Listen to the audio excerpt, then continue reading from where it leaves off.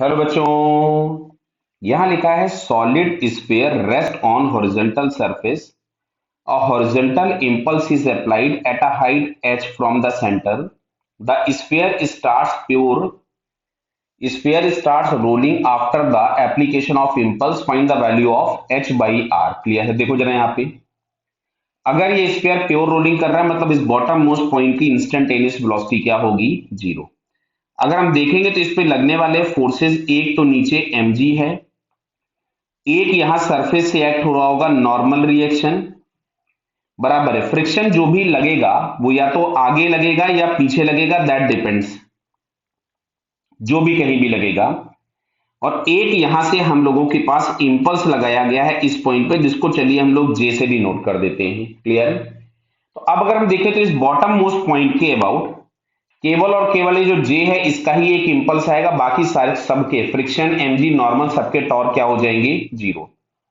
तो जो भी हम लोगों को एंगुलर इंपल्स मिल रहा है वो हम लोग यहां से लिखेंगे J into R plus H. ये जो एंगुलर इंपल्स होगा ये आपके पास होगा चेंज इन एंगुलर मोमेंटम।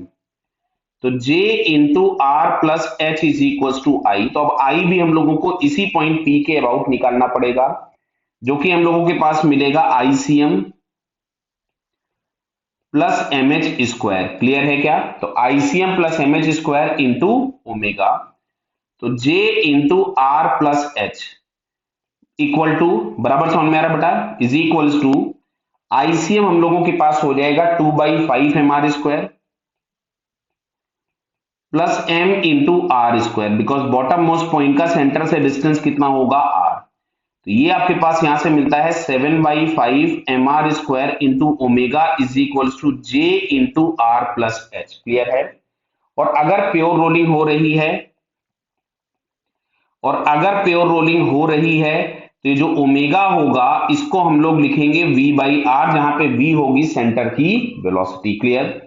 तो ये हम लोगों के पास फाइनली इक्वेशन आ गया, j into R plus H is equal to 7mvr/5। ये आ गया इक्वेशन नंबर 1। क्लियर बेटा? अब अगर हम लोग लीनियर इंपल्स की बात करें तो लीनियर इंपल्स हम लोगों के पास J हो गया, और लीनियर मोमेंटम में चेंज लिखोगे m इंटू वी, जहां पे v होगी उसके सेंटर की वेलोसिटी, ट्रांसलेशनल वेलोसिटी। तो इक्वेशन नंबर 2 से हम J की वैल्यू उठा के यहां पे पुट कर दें, तो J की जगह हम लोगों ने लिख दिया mv into R plus H is equal to 7/5 mvr। तो mv से mv उड़ा दीजिए, 5 मल्टीप्लाई कर दीजिए, तो 5r plus 5h is equal to 7r। तो यहां से हम लोगों के पास ये दिख रहा है 2r is equal to 5h। और आपसे क्वेश्चन क्या पूछा था इसने? Find the value of h by are.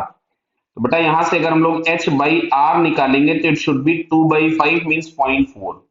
या रेशियो में ही दिया है 2/5, मतलब फाइनली हम लोगों के पास है सेकंड ऑप्शन क्या मिलेगा? करेक्ट। क्लियर बेटा?